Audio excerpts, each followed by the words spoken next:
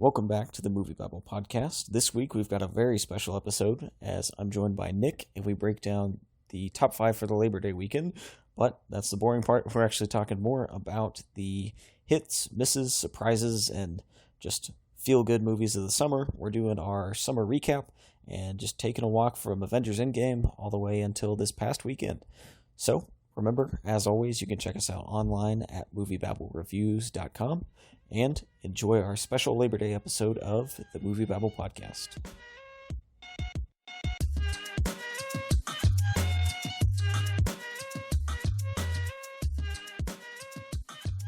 Alright, so before we jump into our summer recap, we'll go over the top 5 for this weekend, which it is Labor Day weekend, so there's not a lot going on.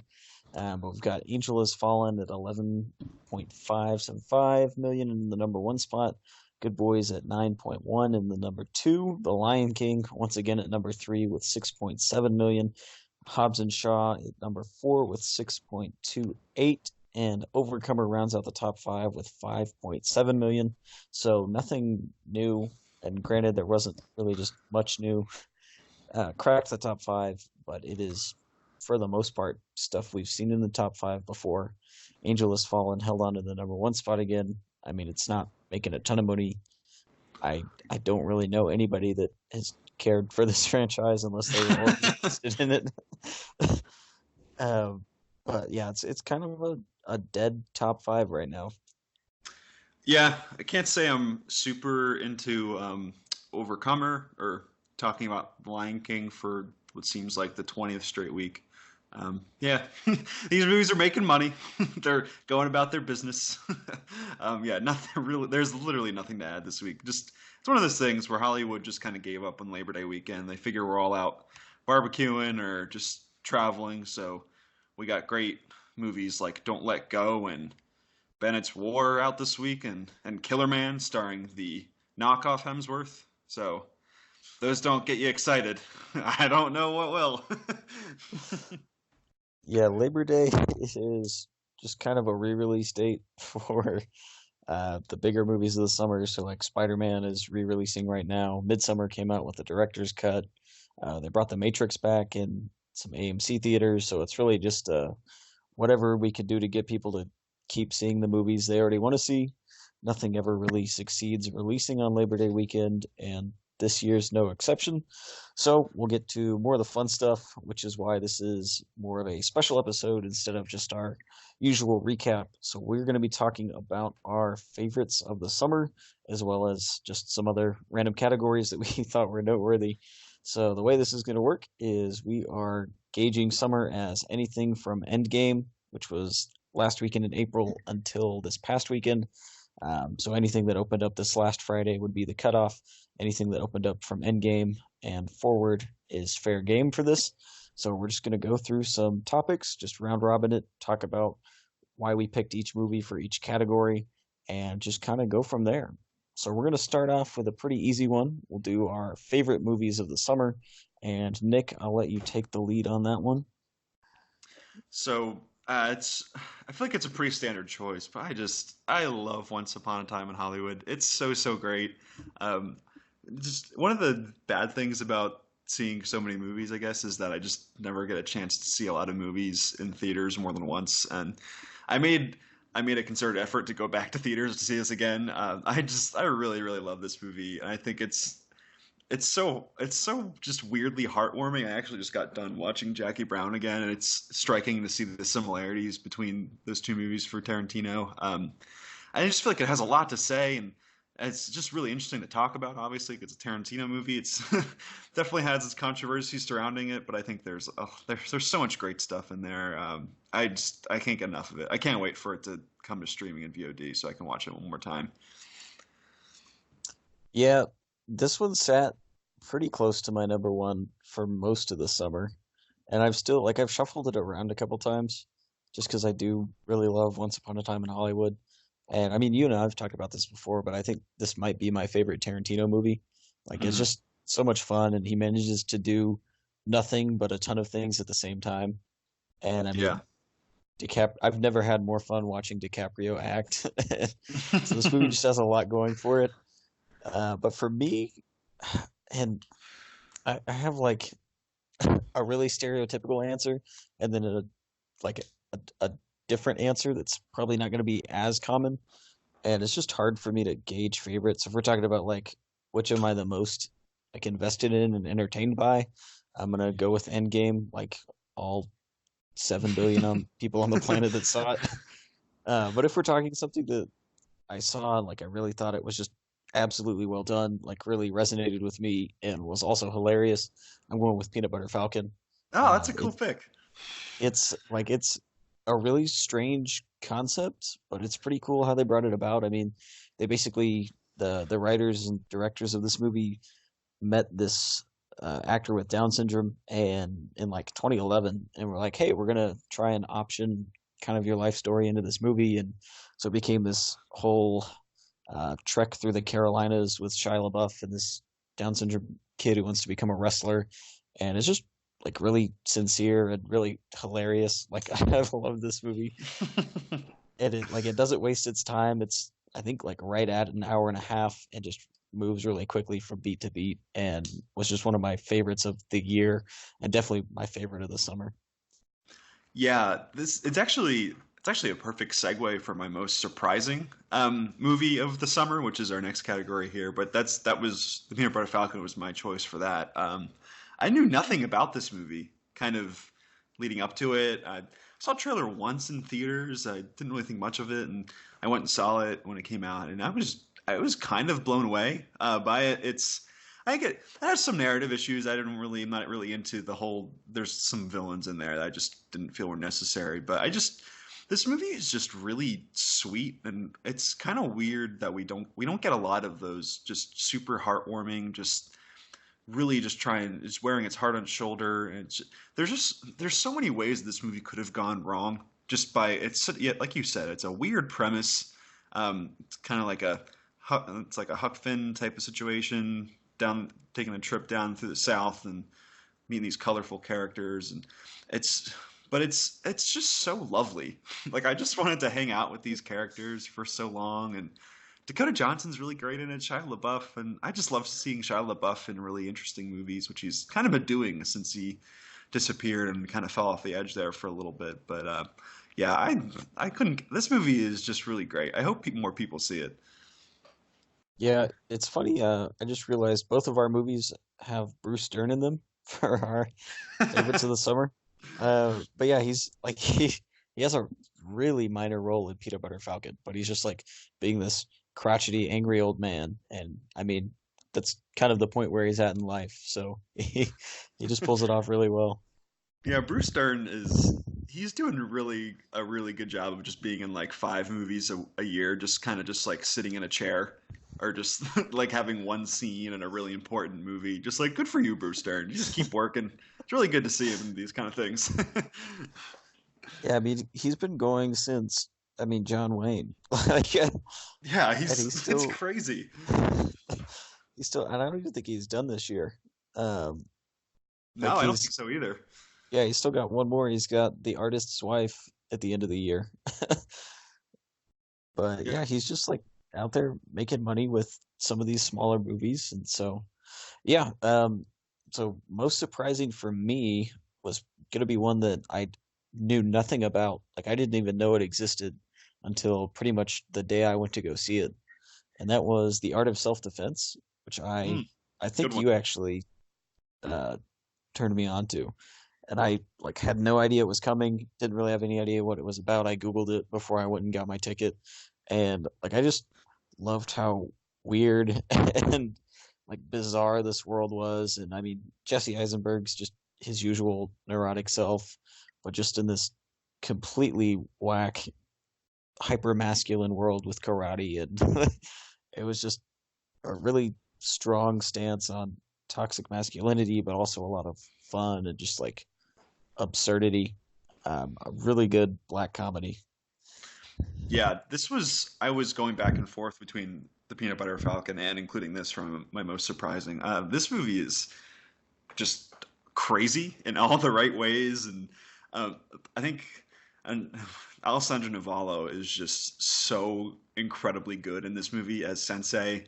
just he has so many great deadpan lines where he just really dives into that satire and it's this movie is wild. I think some people kind of were turned off to just how weird and kind of just crazy and it's like sloppy in a good way, which I mean some people didn't see it that way, but yeah, this movie is wild, and I kind of don't want to like ruin it for anybody because I feel like it's one of those movies where if you just kind of go in cold and you'll kind of get your mind blown a little bit because it's so nuts and crazy and profane, but also really thoughtful. It's like a mess of a movie, but like in the worst way or in the best way possible, I should say. It's really great.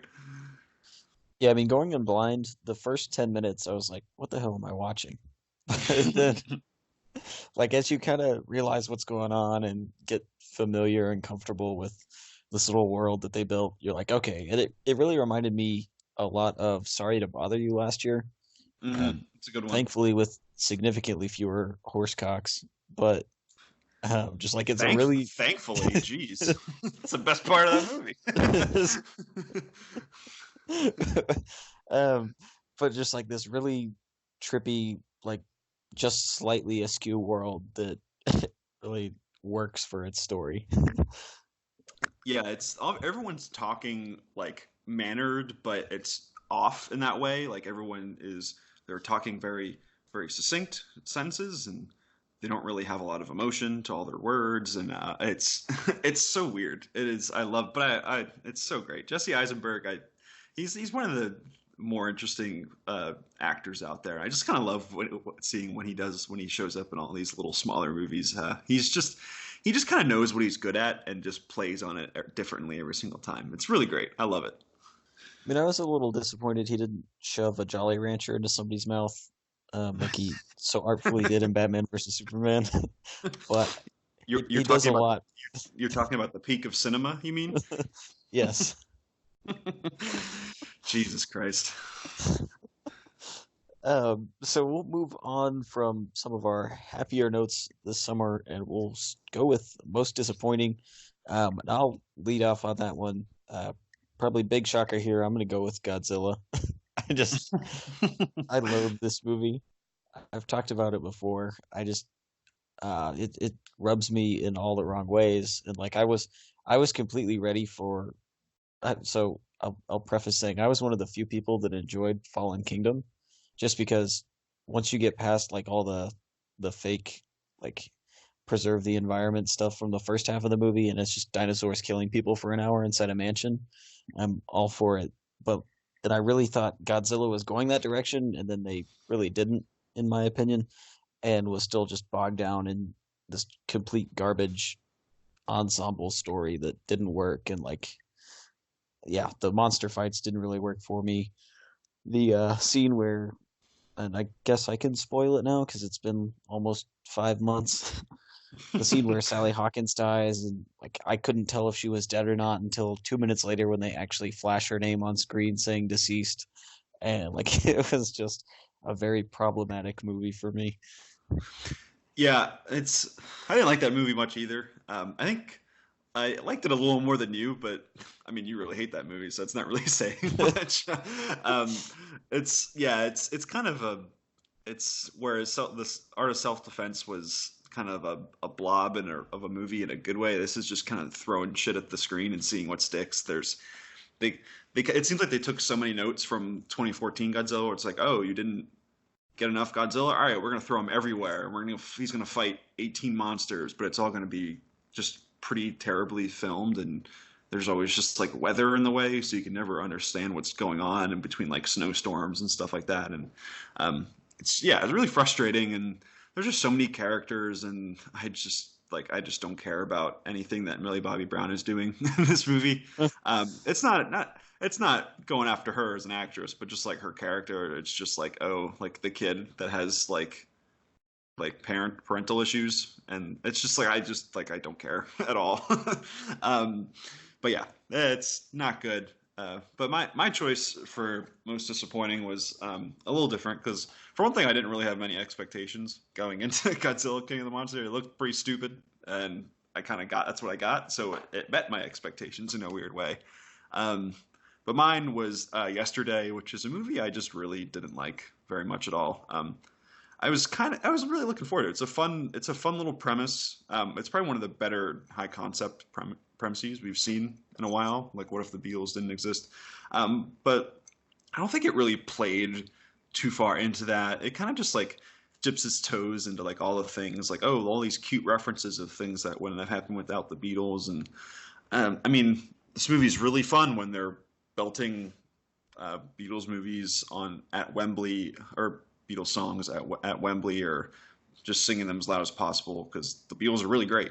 And yeah, like, they're just one of the better bands like ever. So the music's really good, but I just didn't buy like any of the romance or the drama going on here at all. It doesn't really, it's trying to do so many things where it's trying to be a comment on creativity, but it doesn't really go into that. And then it's maybe trying to be like a really sappy love story, but it's not even like good sap in that way. It was just kind of like it was kind of just a misfire. I didn't really get anything from it. It's not the worst, but I was just, if we're playing the expectation games, I expected a little more from it. Yeah, and I think I like it a little bit more than you did, but I'm kind of in the same train of thought with most of what you have to say about it. Like, I don't think they go far enough into their premise, and I think they kind of fall apart a little bit. Yeah, kind of in the romance part of the movie. Like, I don't think it's possible for Lily James to be in love with you, and you're like, ugh. Like, that's the part I couldn't get my head around. And then, yeah, I mean, it's nice when some guy's shouting Beatles songs at you, but like, they keep trying to shoehorn Ed Sheeran into the movie. Like, he just randomly pops up every 20 minutes or so and becomes a major plot point and then disappears. And I don't think it really reached far enough into, I mean, like you said, kind of the depth of what its premise could be, like really looking at the world without the Beatles.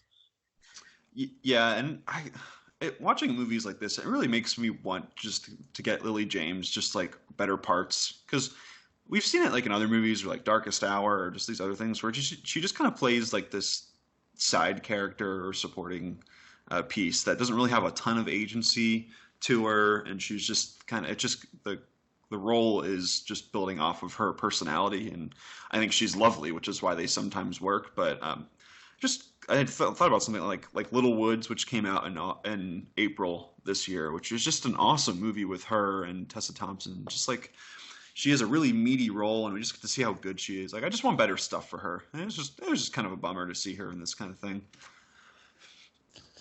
Yeah, and I mean, we're kind of we've had a lot of those movies this year where it's just like, yeah, listen to this music, you love it. Like, we just had Blinded by the Light a couple weeks ago. I mean, we had Rocket Man, which I think is the better of all those movies. We had Bohemian last year. I'm pretty sure we've got a couple more in the pipeline coming along over the next year or so. And this is just like the Beatles' take on it. One thing that I thought was actually a lot of fun was how they worked John Lennon into the story. And I guess they had two of the other Beatles' feet, if that counts. But I thought they found a cool way to like look at John Lennon and how his life would be if the Beatles weren't here, which I honestly would have liked to see a little bit more of with this kind of premise too. Yeah, I could agree with that. I thought that was one of the pieces of the movie where I thought it was going to get closer to some type of like emotional resonance, where it's like, oh, maybe like his life was better, or look at all the like the life he got to live. But it was another one of those where it just felt like a missed opportunity, like just potential that wasn't earned there. So, but yeah, I totally agree in that sense. And I mean, Danny Boyle had to go start taking over Bond, so we'll cut him some slack on that one. Yeah, but then he got fired. Oh, So now oh yeah. it's just a mess of stuff going around. So, those were our most disappointing movies of the summer. So we'll move to the greatest worst movie of the summer. So this is going to be a movie that we know is bad. This is kind of a guilty pleasure category. So the movie that was the worst at being the best, or the best at being the worst, however you want to look at that. And I'll let you take the lead on that one. Yeah, that's a great category title, by the way. I love it. My my choice is Hobbs and Shaw, which is a movie I had a lot of fun with, but it is so stupid. Like it is. I feel like I lost like 10 IQ points watching it. It just doesn't make sense. Like there's MacGuffins galore throughout this thing, and then Idris Elba's a robot, and it's like what is happening? It's like did I just involuntarily take drugs before watching this? And like then they're in Samoa, and it's like what is this? But The Rock and Statham are really fun. There's a couple great cameos in there, which I don't really want to spoil since this movie just came out about a month ago. Um, it's just this movie is lucky that it has a really fun cast, and Idris Elba's hamming it up too as the villain. It's I can't for the life of me I cannot call it a good movie because you can see the seams of it. It's edited. The ending of it is chopped to bits, and it's just continuity of like time and location, and just none of that really makes sense. But it's really fun. This movie, it's lucky. This movie is really lucky to have a lot of great personalities to it because I'm probably gonna watch it whenever it comes on like HBO or something like that. Just have it on in the background, laugh at all the jokes, and enjoy the action for a little bit.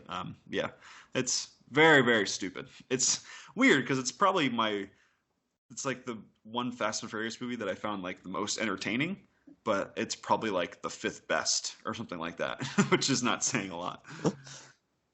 Yeah, and I was really torn on this category too. Like I really considered Hobbs and Shaw because it is like it schlocky, but not schlocky enough at points, and like it's still trying to take itself seriously. It's just a whole bunch of nonsense, but at the same time, there's cool shots of The Rock like skydiving onto people, rappelling from a building, or like punching through the window of a sports car and grabbing some guy and throwing him into a brick. Like it's there's enough cool stuff that you're like, yeah. Um, And let's not forget where he literally drags a helicopter out of the sky with his bicep. He just bicep curls a helicopter. That's incredible.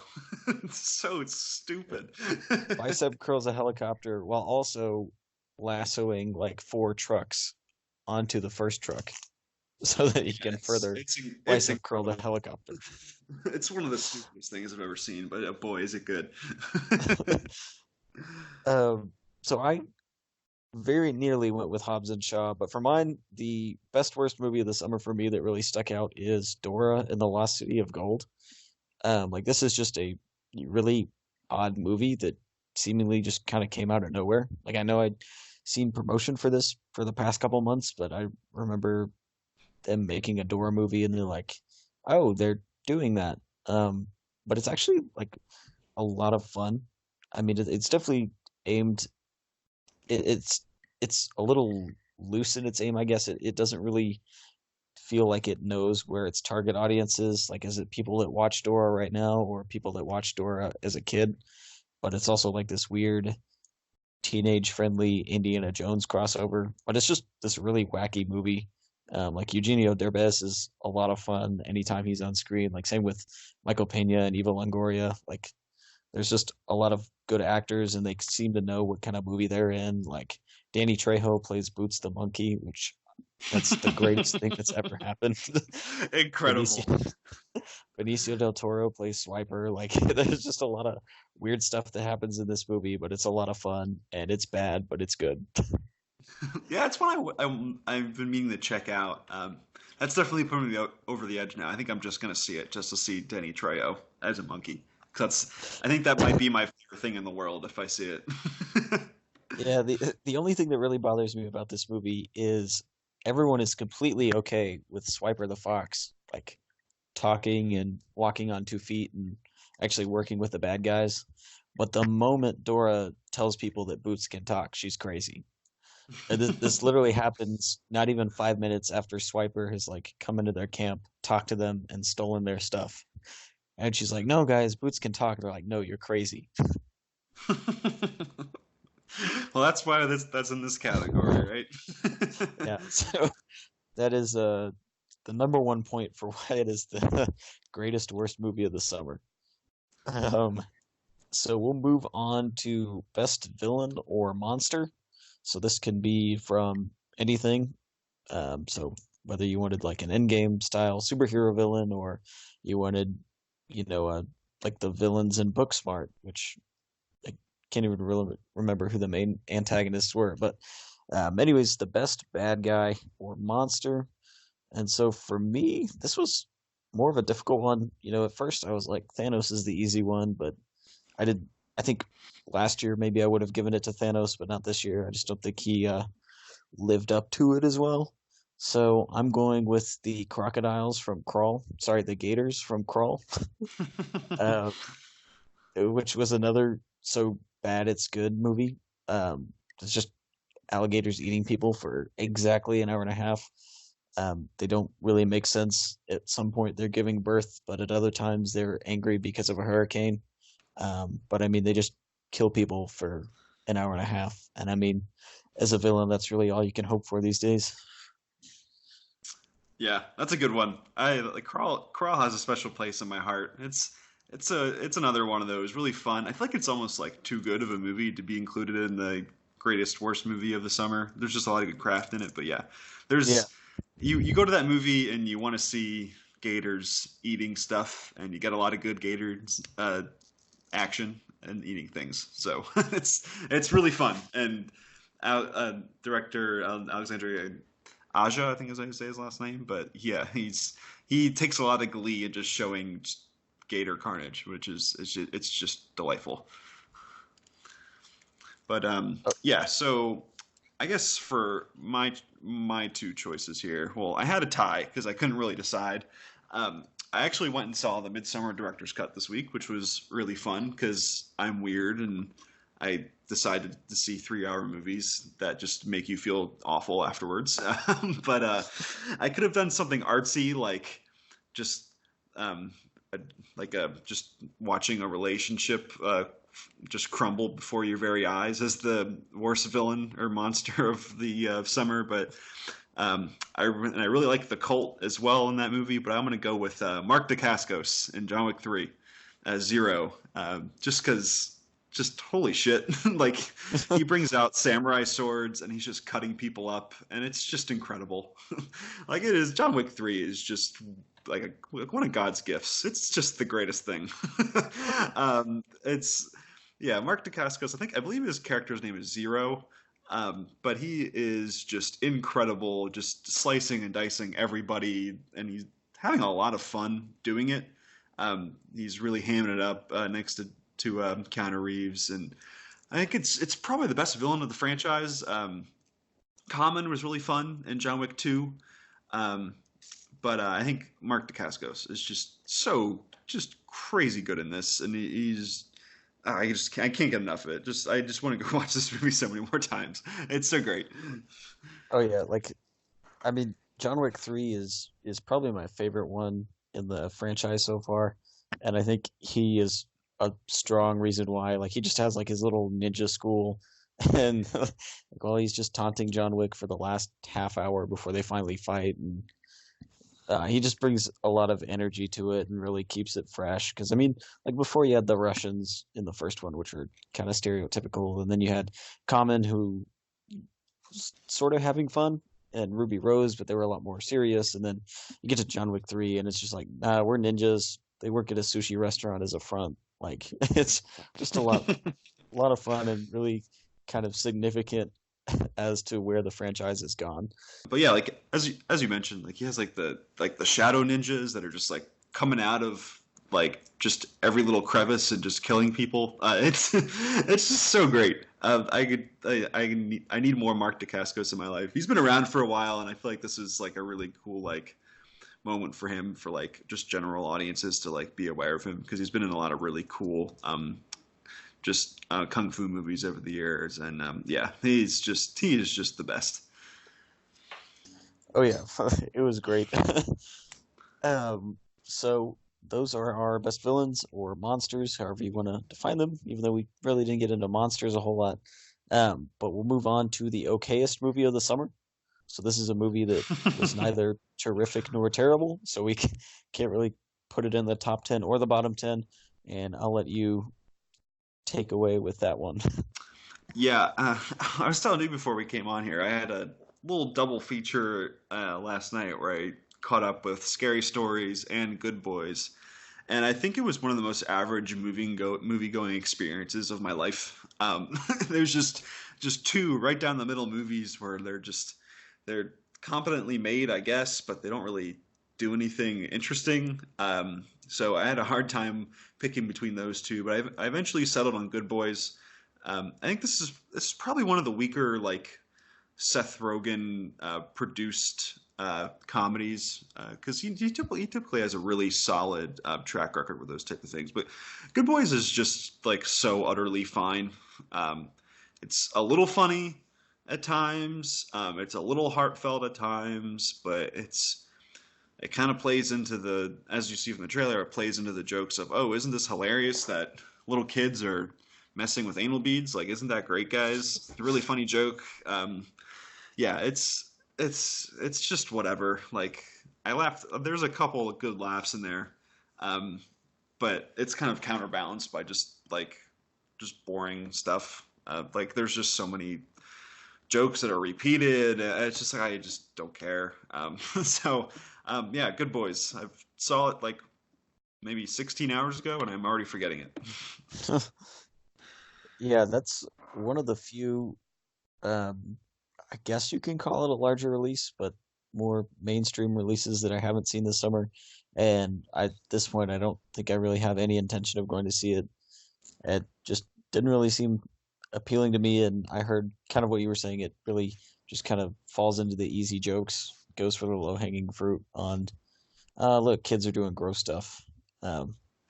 So I don't have much to say on Good Boys, but as far as okayest movie of the summer goes, I felt like most of the movies that came out this summer could have fit in this category. Like, Yeah, very true. we've talked about it in weeks past. Like, it's just been a very underwhelming summer. I mean, we started off literally with the biggest movie ever, and have just kind of petered out and got, little bumps here and there.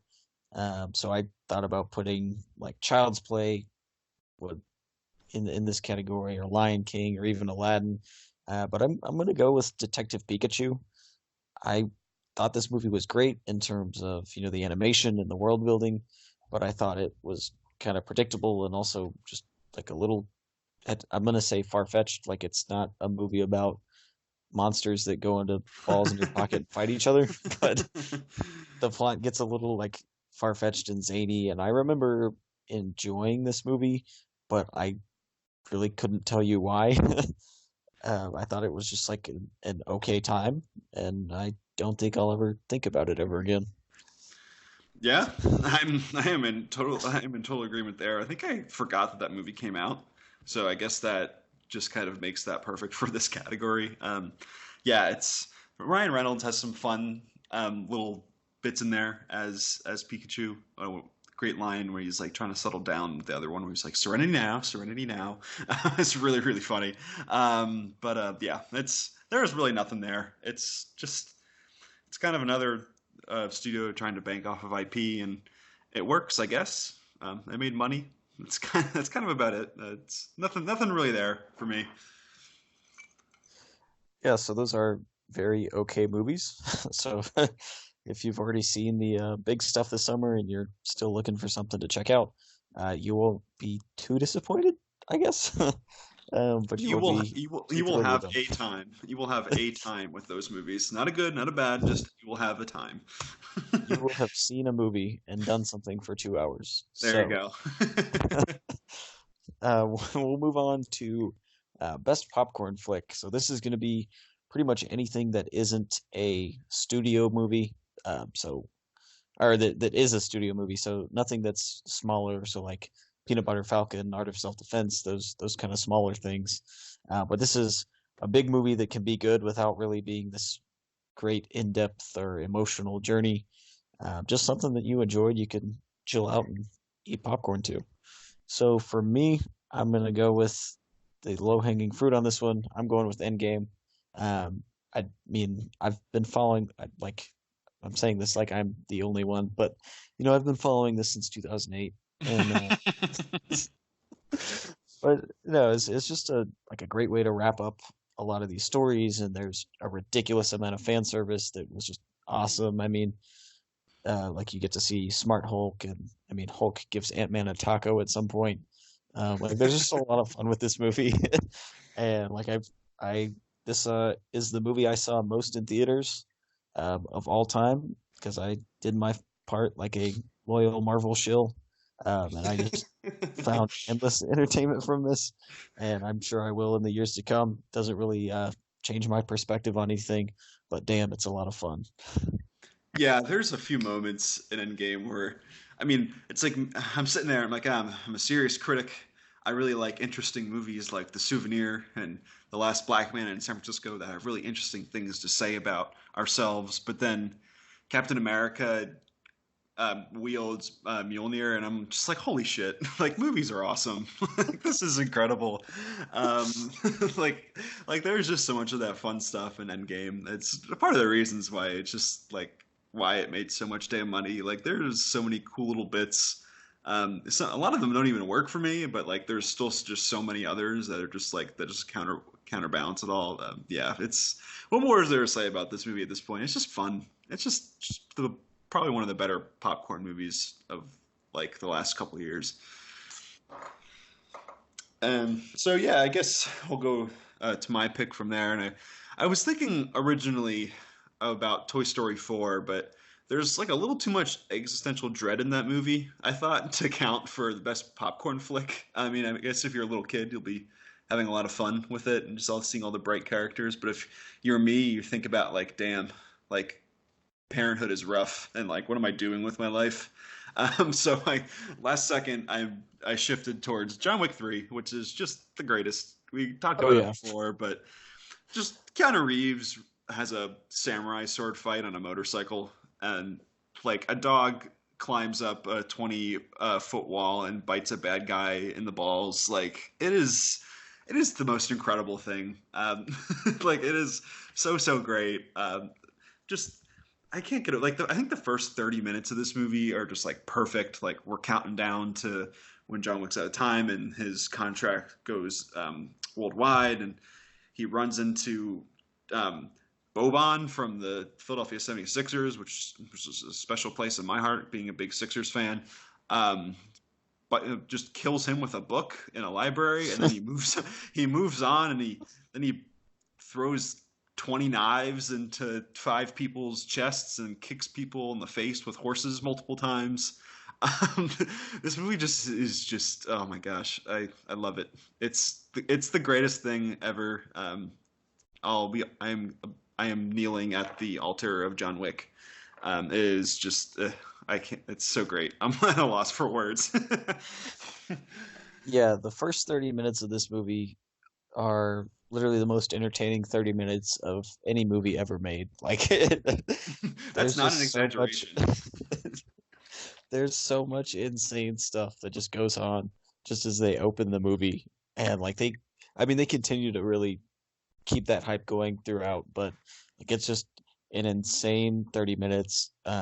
It's the reason why John Wick is in my top 10 for the year so far, and why I'm pretty sure it'll hang on to that top 10 as we close out the year in December. But yeah, I mean, it's a great movie to just watch some guy kill people in really extreme ways. Yeah, I think I'm there with you too. It's probably going to be one of my favorite movies of the year as well. And I mean, just that the third act too. Like we have bad people come in who have crazy good armor. So what does John Wick do? He has to shoot them in the head 10 times before they die. It's just like it's so great. They always find interesting ways to up the ante, and the action is just always incredible as you would expect. Yeah, it's John Wick 3. You're just the greatest thing ever, and you just continue to give me just so many pleasures. It's the greatest thing. Yeah, so those are our best popcorn flicks. And we're going to move on into our best artsy movies. So these are going to be movies that are not studio tentpoles. So like John Wick 3 is going to be out on this one. Same with Avengers. This is going to be smaller stuff, movies that probably opened in more of a limited release and expanded over time, or just are more of that indie vibe to them. So I'll let you start with this one and just talk about your best artsy movie of the summer. Yeah, people who listen to this podcast know that I am a big fan of these artsy movies. I'm very pretentious. I have so many thoughts in my mind. I whittled it down to three movies, and I figured that I'd mention other movies, and I'll mention them in other places. So I chose The Last Black Man in San Francisco, which I mentioned before.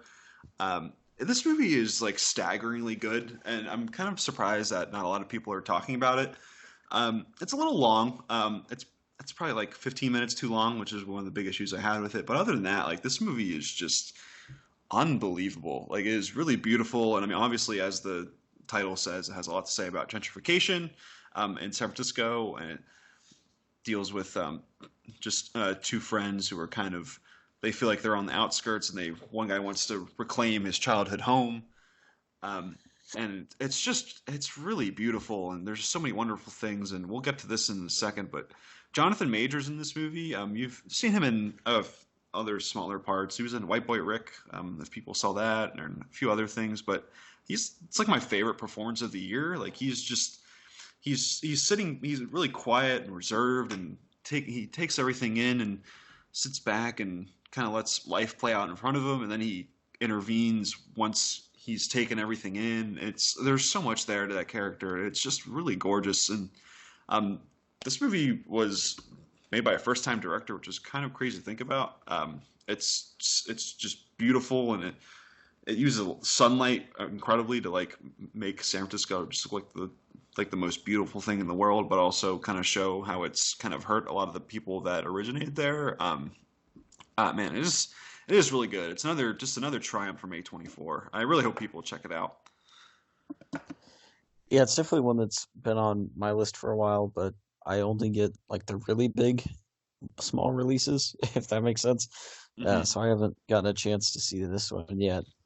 But I did get a chance to see quite a few artsy films this summer, which is something I've been trying to make more of a point to do because, as much as I like sitting watching Captain America beat Thanos' ass for the seventh time, I I do like to actually expand on things.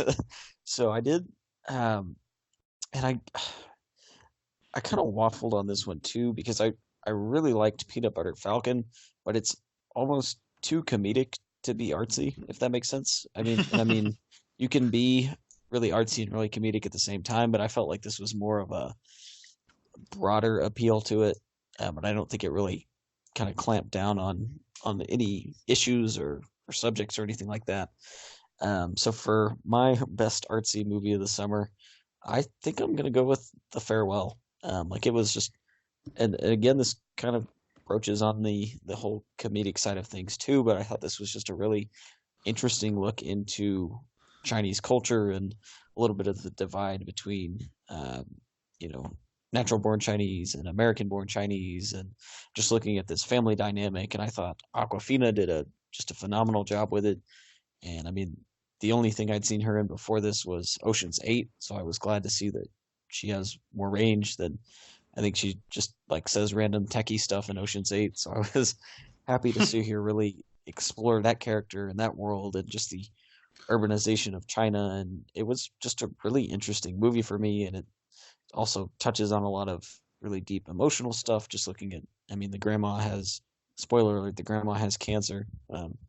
I mean, she literally gets that like the second minute of the movie, so not that huge a spoiler, but just a really interesting look at all these different dynamics and having a lot of fun with the premise. And the fake wedding scene in the movie is one of my favorite things that I've seen all summer, and just like all of the grandmother's children and grandchildren just getting like super drunk and forgetting that they're trying to keep her dying a secret from her, and they just have a lot of fun with it. It's a great time.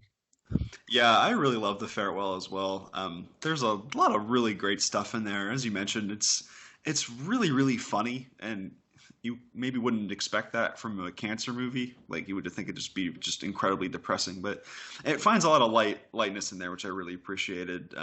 Yeah, I really love how that movie kind of just touches on the idea of like life in the West and in the East, where in the West it's kind of more for the individual, in the East it's kind of you're a part of the whole. And I thought that was just a really just thoughtful piece of that movie. Really great. It seems like a lot of people are like, this movie's breaking out a little bit, so that's also really nice to see as well, because it's just really, really delightful. Yeah, so those are our artsy picks for the summer. So we'll move on to performances, and we've got three categories for performances. So we're going to start with our our favorite performance by a male actor, and that's for movies this summer. Obviously, mine is Chris Hemsworth in Men in Black International. I mean, just incredibly dramatic.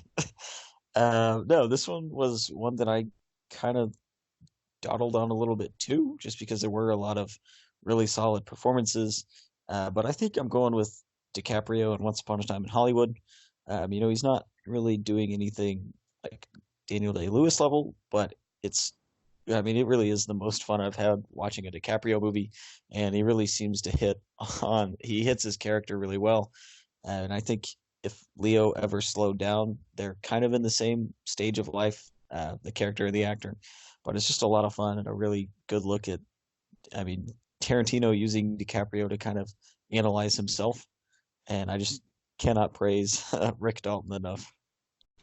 Yeah, man, there's so many good performances in that movie. I think, yeah, Leo and Brad Pitt are just they're just incredible in that movie. And same with Margot Robbie, who does so much with not a ton of dialogue, and she's just really beautiful in that movie as well. Yeah, I kind of wanted to do something a little different here. One of my honorable mentions was Adam Driver in The Dead Don't Die, he is just fucking hilarious in that movie. Everything he says, just I was like in tears laughing. Just incredibly deadpan, and he just works perfectly for that Jim Jarmusch style, where it's really laid back and people are dying all around him, and he's just like, oh, that's interesting. Well, oh well. It's just another reason why Adam Driver is probably one of the best actors working today.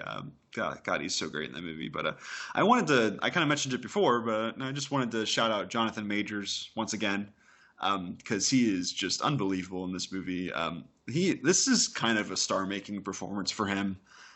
Just like I said before, just very reserved, but then it gets to a point where he's ready to say something and he doesn't hold back, and it is incredible. And his screen partner Jimmy Fails is equally just like absurdly great in this movie. These two guys are probably going to be stars for the next couple decades if they choose the right material, because I couldn't get enough of either of those guys in these movies. They're really great. Yeah, I definitely agree with what I've seen them in so far, and hoping to see them in more going forward. So we'll move on to best performance by a female actor, so best actress, if you will. And I don't know, this one was another one that I think I was leaning towards Aquafina for a while, but I'm going to end up going with Caitlin Dever from Booksmart. Good pick. Booksmart was a really underrated movie. It didn't perform too well, but it is one of the most accurate high school movies I think out there, and I think it's hugely due to Caitlin Dever and Beanie Feldstein's performances. It's one of the few high school movies that it actually feels like these people have been to a high school within the past 3 years, and it's just really sincere and awkward and goofy, but she's also really smart and charming and just trying to figure out who she is as a person. And I just thought it was a really well-rounded and really well-done performance. Yeah, it's kind of a star-making turn for both of them as well, isn't it? They're just so good.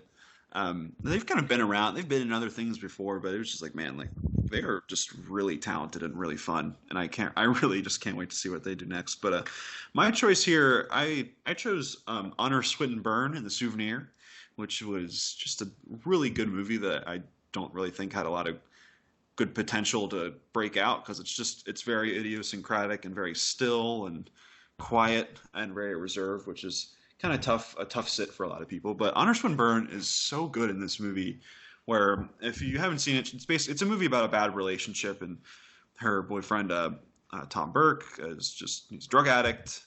You've kind of seen this story before, but this movie kind of gets at it differently, where This was the first movie from that I've seen from Joanna Hogg. She's made I think three other movies before this, but a lot of her movies, like I kind of mentioned before, they're very still and very quiet, and it's very naturalistic. So, like Honor Swinton Byrne, who is the daughter of Tilda Swinton, who's also in the movie as her mother. She didn't like learn. She got the script. I think she was cast like 2 or 3 weeks before filming. So she just kind of came on, and you can kind of see that in the performance because it's very naturalistic. She's just kind of talking, like she's just kind of like, it's hard saying that it's acting because she's just kind of being herself and kind of living in that. But it's one of those performances where she's just kind of talking like randomly, like there's not like there's no like acting capital A moments in it, but she's just kind of being, and you kind of see you take away a lot of the under like lying themes in what she's saying, and where it's just like a regular conversation. It means so much more. It's a movie that I've thought about more and more as I've gotten away from it. I saw it at Sundance earlier this year, but yeah, her performance has stayed with me for like a really long time, and she might be my favorite performance of the year. It's really tough to say, but she is really awesome in this movie. Yeah, that's another one that's on my checkout list, but unfortunately, I'm probably gonna have to wait till it's on streaming if it's not already.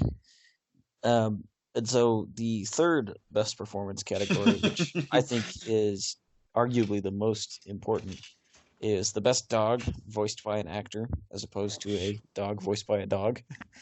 So there are quite a few movies, at least 3 movies this summer that qualify for best dog voiced by an actor. So I'll let you start with that one.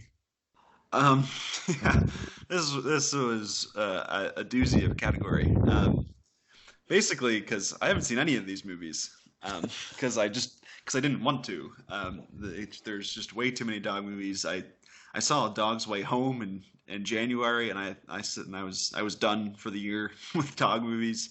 So I chose the cynical pick, and my pick for best dog voiced by an actor is anything but Kevin Costner in The Art of Racing in the Rain, which is also a movie, once again, I haven't seen, but I watched the trailer for it, and it terrified me, and I had nightmares about Kevin Costner as a dog, and it's very off-putting hearing a gravelly old man's voice and this like this heartwarming like studio drama that has like Amanda Seyfried and the dude from This Is Us in it.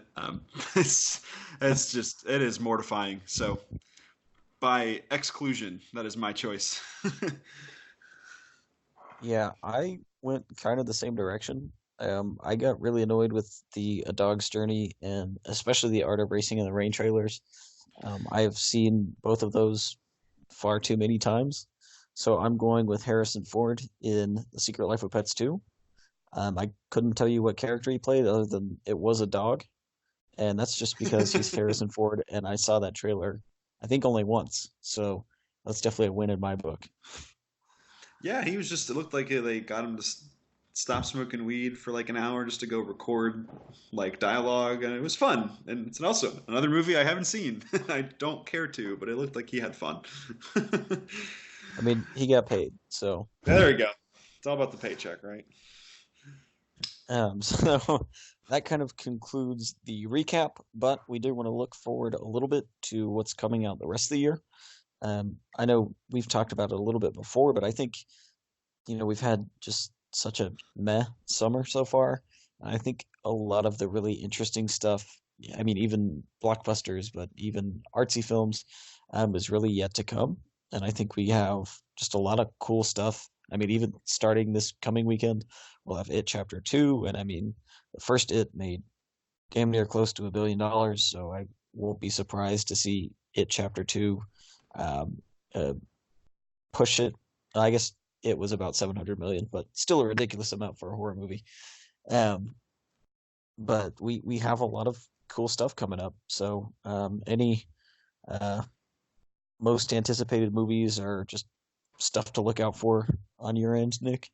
Yeah, I could have gone the film Twitter route and chosen something like Parasite from Bong Joon-ho, which I'm actually looking forward to a lot. It looks really good. Or like The Lighthouse.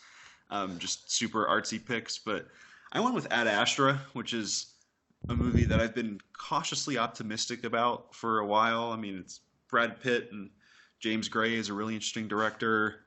But I mean, it's tough when you see like a movie like this drop in September. You kind of get nervous. You think like, what's wrong with this movie? Like, shouldn't have this been a summer movie or like a November movie or something like that? But it's premiering at Venice and other festivals, and it's getting really good reviews, which makes me really excited. And it looks like a really, really fascinating way to kind of talk about parental dynamics, or just like kind of talking about like the void that's left by a parent that leaves a child, which I just think that's really fascinating to talk about in a space movie.